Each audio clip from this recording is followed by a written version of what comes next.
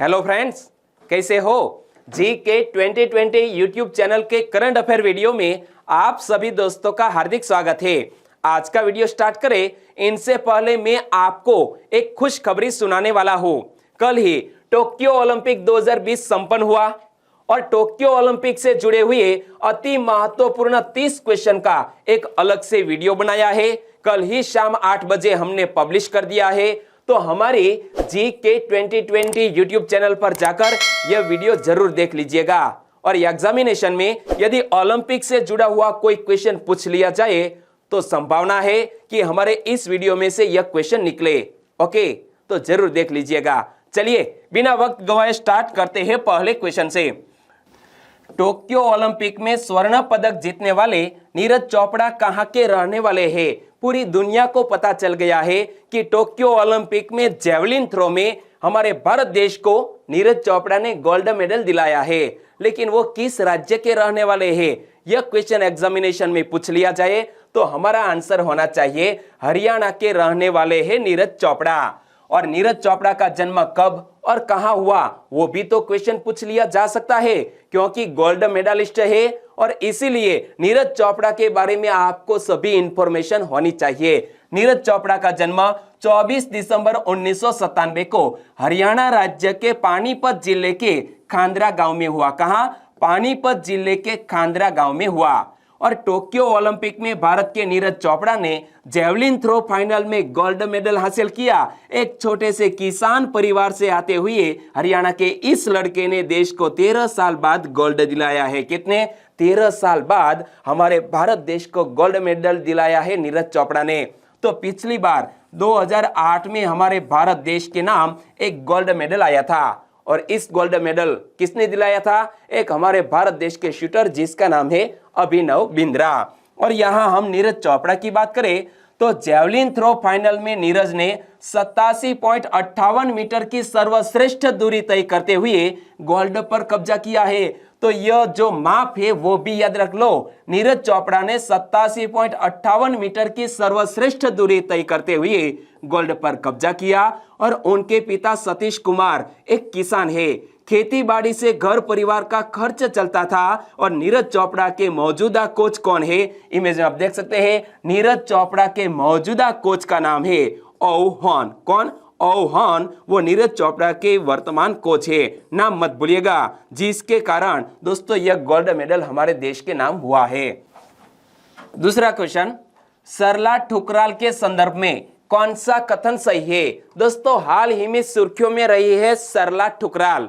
कल आपने गूगल पर सर्च किया था, एक डूडल नजर आया होगा। यह डूडल था सरला ठुकराल का। यह कौन थी? विमान उड़ाने वाली पहली भारतीय महिला थी। यानी कि इस क्वेश्चन का सही आंसर है ऑप्शन बी, विमान उड़ाने वाली पहली भारतीय महिला, जिसका कल डूडल आपने देखा होगा। 8 अगस्त के दिन गूगल ने भारतीय पायलट, डिजाइनर और उद्यमी सरला ठुकराल को उनके 107वें जन्मदिन पर डूडल बनाकर याद किया। और यह डूडल किसने बनाया था? वृंदा जवेरी ने बनाया था। यह डूडल इमेज में आप देख सकते हैं। और सरला ठुकराल की बात करें तो सरला ठुकराल विमान उड़ाने वाली पहली भारतीय महिला थी। सरला ठुकराल का जन्म 8 अगस्त 1914 को दिल्ली में हुआ था। उनकी शादी महज 16 साल में पायलट पी.डी. शर्मा के साथ हो गई थी। और अपने पति पी.डी. शर्मा से प्रोत्साहन पाकर सरला ठुकराल ने जोधपुर फ्लाइंग क्लब में ट्रेनिंग ली थी। और 1936 में लाहौर में 21 वर्षीय सरला ने जिप्सी मॉथ, क्या जिप्सी मॉथ नाम का 2 सीटर विमान उड़ाया था। इमेज में आप देख सकते हैं सरला ठुकराल को विथ जिप्सी मॉथ के साथ। और ब्रिटिश राज में उन्होंने 21 साल की उम्र में 4 साल की बेटी की मां होने के बाद उन्होंने पायलट का लाइसेंस हासिल किया था। तीसरा क्वेश्चन, टोक्यो ओलंपिक 2020 में भारतीय पहलवान बजरंग पुनिया ने कौन सा पदक अपने नाम किया है? इमेज आप देख सकते हैं।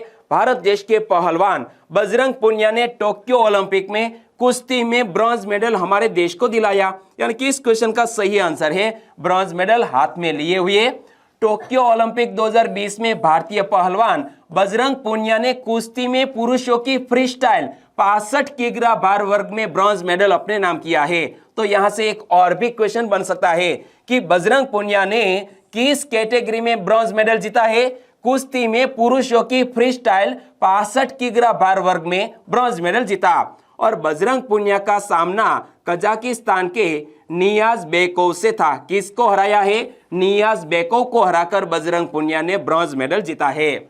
और बजरंग पुनिया ने शुरुआत से ही बढ़त बनाए रखते हुए इस मुकाबले को 8-0 से अपने नाम किया, यानी कि एक तरफा मुकाबले में बजरंग पुनिया ने इसको हरा दिया। और बजरंग पुनिया ने विश्व चैंपियनशिप, एशियाई चैंपियनशिप और एशियाई खेलों के बाद अपने नाम ओलंपिक पदक भी कर लिया है। तो हमारे बजरंग पुनिया को चैनल की ओर से थैंक यू सो मच और कॉन्ग्रेचुलेशन। चौथा क्वेश्चन, 8 अगस्त 1942 के दिन भारत छोड़ो आंदोलन की नींव किसने रखी थी? 8 अगस्त 1942 के दिन एक महत्वपूर्ण क्रांतिकारी आंदोलन की शुरुआत हुई जिसका नाम था भारत छोड़ो आंदोलन, यानी कि क्विट इंडिया मूवमेंट की नींव हमारे देश के राष्ट्रपिता महात्मा गांधी जी ने रखी थी। यानी कि इस क्वेश्चन का सही आंसर है महात्मा गांधी। और यहां पर लिखा है भारत छोड़ो आंदोलन 9 अगस्त 1942। तो यह क्यों लिखा है वो भी मैं आपको बताऊंगा, लेकिन हमारे पूज्य बापू ने 8 अगस्त 1942 के दिन भारत छोड़ो आंदोलन की नींव रखी थी।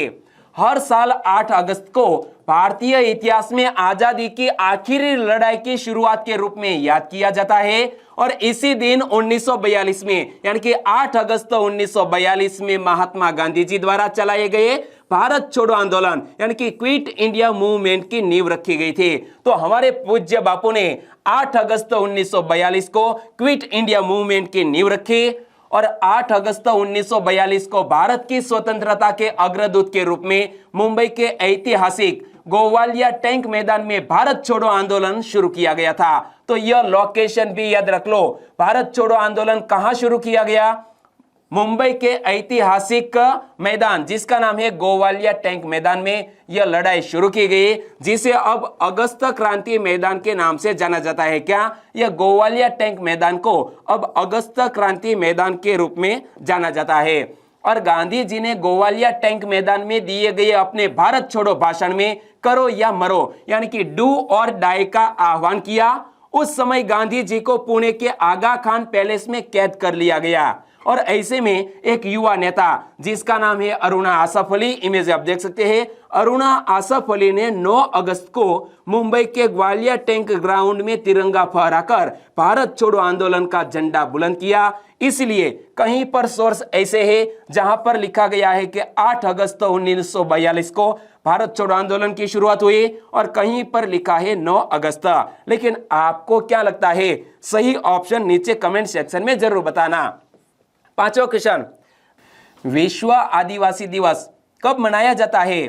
विश्व आदिवासी दिवस मनाया जाता है 9 अगस्त को, यानी कि आज ही 9 अगस्त विश्व आदिवासी दिवस मनाया जा रहा है। विश्व आदिवासी दिवस विश्व के आदिवासी लोगों का अंतर्राष्ट्रीय दिवस व्यापक रूप से 9 अगस्त को दुनिया भर में रहने वाली पूरी आबादी के मौलिक अधिकारों में शामिल है जल, जंगल और भूमि। तो मौलिक अधिकारों और उनके सामाजिक, आर्थिक और न्यायिक संरक्षण का विपणन करने के लिए यह दिवस मनाया जाता है। और विश्व आदिवासी दिवस मनाने की घोषणा किसने की थी? यूनाइटेड नेशंस ने घोषणा की थी। कब की थी? 1994 में। तो विश्व आदिवासी दिवस मनाने की शुरुआत 1994 से हुई और संयुक्त राष्ट्र महासभा यानी कि यूनाइटेड नेशन जनरल असेंबली ने विश्व आदिवासी दिवस मनाने की घोषणा की। और विश्व आदिवासी दिवस मनाने का उद्देश्य क्या है? लोगों को इसके प्रति जागरूक करना है। और भारत में, पूरे विश्व की तो नहीं कह सकते, भारत में हमारे भारत देश के शायद 32% आदिवासी जनसंख्या निवास करती है, जिसमें सबसे ज्यादा छत्तीसगढ़, झारखंड तथा पूर्वी राज्यों में निवास करती है। और इन्हें भारत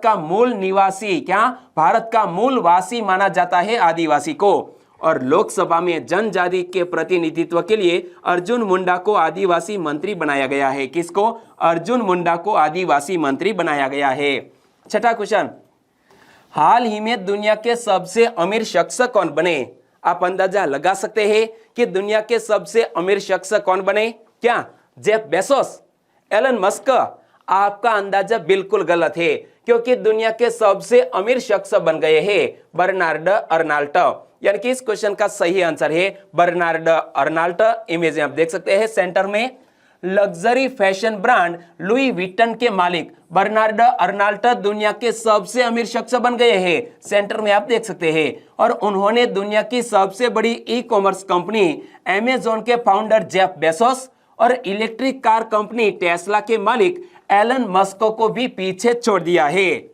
और बर्नार्ड अर्नाल्ट फोर्ब्स की रियल टाइम बिलियनियर्स लिस्ट में टॉप पर पहुंच गए हैं। कौन? बर्नार्ड अर्नाल्ट टॉप पर पहुंच गए हैं। किस लिस्ट में? फोर्ब्स की रियल टाइम बिलियनियर्स की लिस्ट में। और बर्नार्ड अर्नाल्ट 198.9 अरब डॉलर की संपत्ति के साथ दुनिया के सबसे अमीर व्यक्ति बन गए हैं। और एलन मस्क और जेफ बेजोस की बात करें, जेफ बेजोस 194.9 अरब डॉलर संपत्ति के साथ दूसरे, जबकि एलन मस्क 185.5 अरब डॉलर संपत्ति के साथ तीसरे स्थान पर है। और बर्नार्ड अर्नाल्ट ने साल 1984 में लग्जरी गुड्स मार्केट में कदम रखा था और दुनिया के सबसे धनी व्यक्ति बन गए हैं बर्नार्ड अर्नाल्ट। 7वां क्वेश्चन, सभी के लिए इंटरनेट को किस राज्य की सरकार ने अपना लक्ष्य बनाया? हाल ही में ओडिशा सरकार ने सभी के लिए इंटरनेट इसी तरह की सेवा को एक अपना लक्ष्य बनाया है। किसने? ओडिशा सरकार ने। ओडिशा की नवीन पटनायक की सरकार ने राज्य में सभी के लिए इंटरनेट को अपना लक्ष्य बनाया है। और मुख्यमंत्री नवीन पटनायक के 5T शासन मॉडल के अनुरूप डिजिटल हस्तक्षेप की लहर शुरू की है।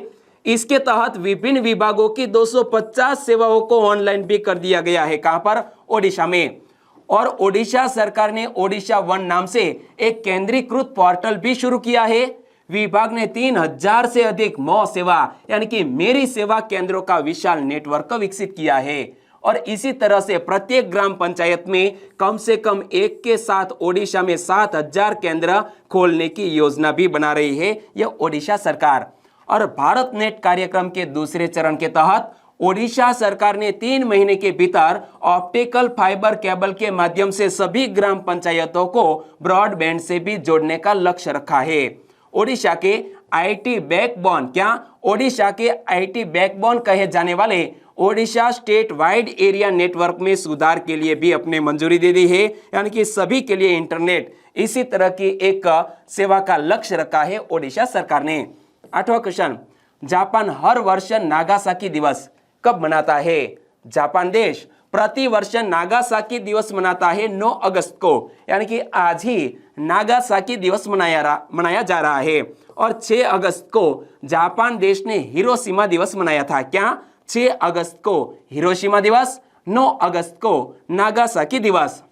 9 अगस्त 1945 को अमेरिका ने नागासाकी जापान पर परमाणु बम गिराया था। किसने? अमेरिका ने जापान के नागासाकी शहर पर एक परमाणु बम गिराया था। इस बम के डिजाइन के कारण इसे फैट मैन नाम दिया गया था। क्या? यह जो नागासाकी शहर पर बम गिराया गया इसका नाम था फैट मैन, क्योंकि इसमें एक चौड़ी गोल आकृति थी। और हिरोशिमा पर परमाणु बम गिराने के 3 दिन बाद ऐसा हुआ था।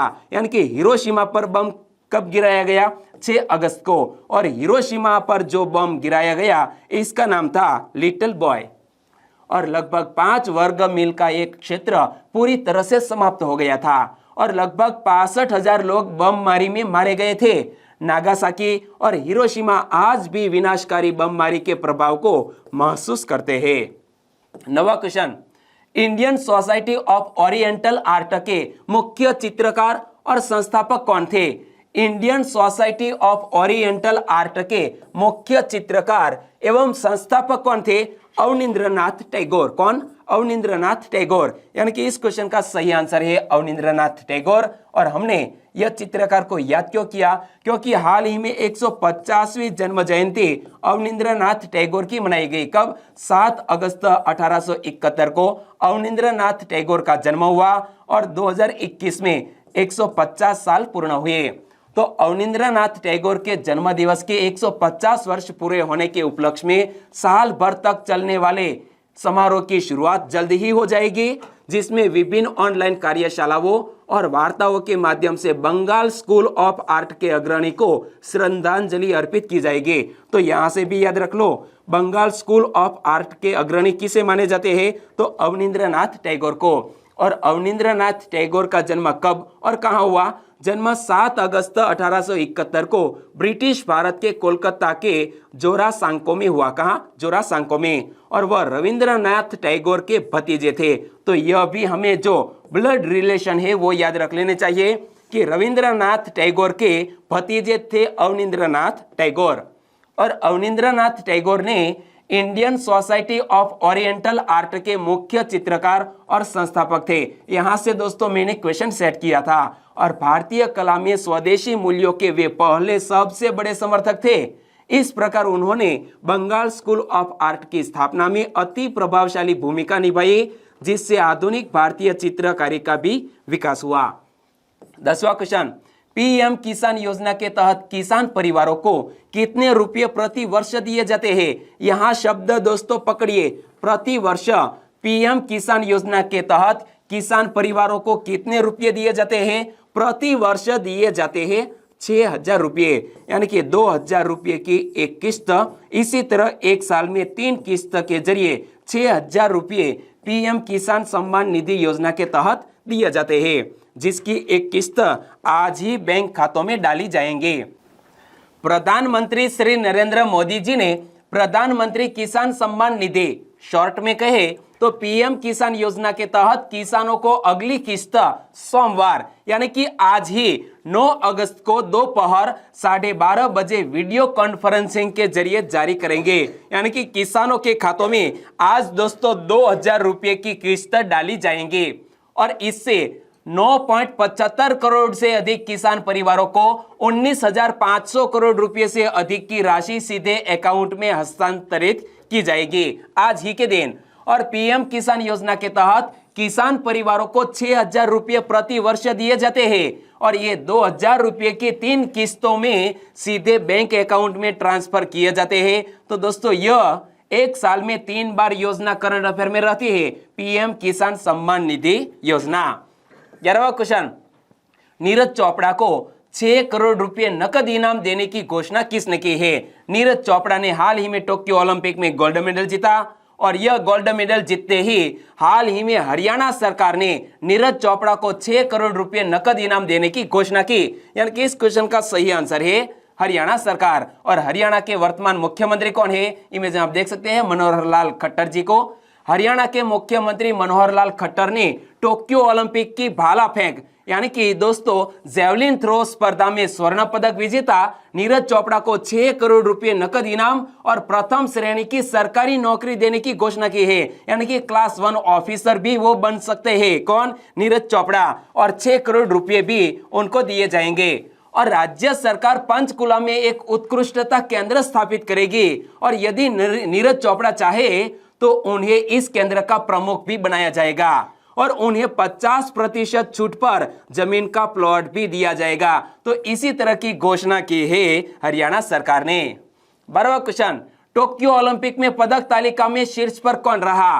टोक्यो ओलंपिक में लास्ट दिन तक पदक तालिका में टॉप पर था चीन, लेकिन पिछले दिन अमेरिकी 3 महिलाओं ने गोल्ड मेडल जीता और इसकी बदौलत से अमेरिका पहुंच गया है टॉप पर। यानी कि इस क्वेश्चन का सही आंसर है अमेरिका पहले स्थान पर, चीन दूसरे स्थान पर और जापान पदक तालिका में तीसरे स्थान पर रहा। और यहां देखिए यूनाइटेड स्टेट्स, उन्होंने 39 गोल्ड मेडल जीते और कुल मेडल जीते हैं 113।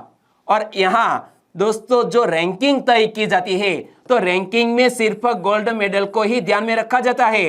तो यूनाइटेड स्टेट्स ने 39 गोल्ड मेडल जीते, पहले स्थान पर रहा। चाइना ने 38 गोल्ड मेडल जीते, दूसरे स्थान पर रहा और जापान ने 27 गोल्ड मेडल जीते, तीसरे स्थान पर रहा। और हमारा भारत देश रहा है 48वें स्थान पर।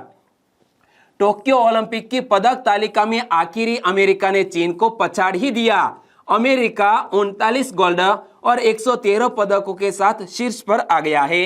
दूसरे नंबर पर चीन 38 गोल्ड और मेजबान देश जापान 27 गोल्ड के साथ तीसरे नंबर पर है। और अमेरिका को टोक्यो ओलंपिक के आखिरी दिन 3 गोल्ड मेडल महिलाओं ने दिलाए, इसकी बदौलत से वो पहुंच गया है नंबर 1 पर। और भारत की बात करें तो भारत ने 1 गोल्ड, 2 सिल्वर और 4 कांस्य पदक जीतकर टोक्यो खेलों में अपने अभियान का समापन किया। और यह भारत का किसी एक ओलंपिक में सर्वश्रेष्ठ प्रदर्शन है। कितने? 7 मेडल हमारा भारत देश का ओलंपिक में सर्वश्रेष्ठ प्रदर्शन। और उसने लंदन ओलंपिक 2012 में 6 पदक जीते थे, लेकिन यह टोक्यो में 7 मेडल जीते। और अब भारत है वो पदक तालिका में कौन से स्थान पर रहा है? 48वें स्थान पर। 13वां और लास्ट क्वेश्चन, निम्न में से कौन सी कोविड की एक ही डोज वाली वैक्सीन को देश में आपात उपयोग के लिए मंजूरी दे दी गई? हमारे भारत देश में जॉनसन एंड जॉनसन नामक एक ही डोज वाली वैक्सीन को देश में आपात उपयोग के लिए मंजूरी दी गई। यानी कि इस क्वेश्चन का सही आंसर है जॉनसन एंड जॉनसन। सरकार ने जॉनसन एंड जॉनसन की कोविड की एक ही डोज वाली वैक्सीन को देश में आपात उपयोग के लिए मंजूरी दे दी है। और हमारे वर्तमान स्वास्थ्य मंत्री कौन है? मनसुख मांडविया। मनसुख मांडविया ने कहा कि अब भारत के पास आपात उपयोग के लिए 5 अधिकृत वैक्सीन हो गए हैं। कितने? 5 अधिकृत वैक्सीन हो गए हैं। तो दोस्तों, आपको पांचों के नाम याद है तो नीचे कमेंट सेक्शन में जरूर बताना। और अब हम बात करते हैं लास्ट वीडियो के क्वेश्चन की। लास्ट वीडियो में मैंने आपसे क्वेश्चन पूछा था, दुनिया का सबसे दुर्लभ बौना गिरगिट कहाँ मिला है? इमेज में आप देख सकते हैं, तकरीबन 2 इंच की लंबाई वाला यह बौना गिरगिट हाल ही में मिला है अफ्रीका में। यानी कि इस क्वेश्चन का सही आंसर था ऑप्शन ए, अफ्रीका। लगभग सभी दोस्तों ने सही आंसर दिया है। उनमें से कुछ फ्रेंड के नाम लेना चाहूंगा, लेकिन नाम लेने से पहले एक बार मैं फिर से कहना चाहूंगा कि टोक्यो ओलंपिक 2020 हाल ही में संपन्न हुआ। और इस इवेंट को ध्यान में रखते हुए टोक्यो ओलंपिक के अति महत्वपूर्ण 30 क्वेश्चन का एक अलग से वीडियो हमने प्रोवाइड किया है। कल शाम 8 बजे हमने पब्लिश किया है। तो मोस्ट आईएमपी 31 लाइनर क्वेश्चन का यह वीडियो आप जरूर देख लीजिएगा। और यह वीडियो देखने के बाद आपको वीडियो कैसा लगा वो भी कमेंट सेक्शन में जरूर बताना। और यहां जब हम बात करते हैं दुनिया के सबसे बौने गिरगिट के, तो यह हाल ही में अफ्रीका में मिला है। और सेनवा संजय जी ने बिल्कुल सही आंसर दिया। तो learning retail marketing Mukesh Kumar ने भी इस क्वेश्चन का बिल्कुल सही आंसर दिया। उषा भारती, आपका भी हमारे चैनल में स्वागत। और आपका आंसर भी बिल्कुल सही है, अफ्रीका। तो राकेश गामित, गुणवंत वंजारा और मानव वाघेला, इन तीनों दोस्तों ने भी बिल्कुल सही जिक्र किया है अफ्रीका का। और आज के वीडियो का क्वेश्चन ए रहा स्क्रीन पर, भारत केसरी कुश्ती दंगल 2021 किसने जीता है? हाल ही में भारत केसरी कुश्ती दंगल 2021 किसने जीता? सही ऑप्शन चुन लीजिए और आंसर दीजिए नीचे कमेंट बॉक्स में। और वीडियो वाकई में आपको अच्छा लगा है, हेल्पफुल लगा है, तो आपके दोस्तों को फेसबुक, व्हाट्सएप या टेलीग्राम के जरिए इस वीडियो की लिंक शेयर करना मत भूलिएगा। बस छोटी सी उम्मीद के साथ वीडियो खत्म करते हैं, फिर मिलेंगे नए करंट अफेयर वीडियो के साथ। तब तक के लिए टेक केयर एंड जय हिंद।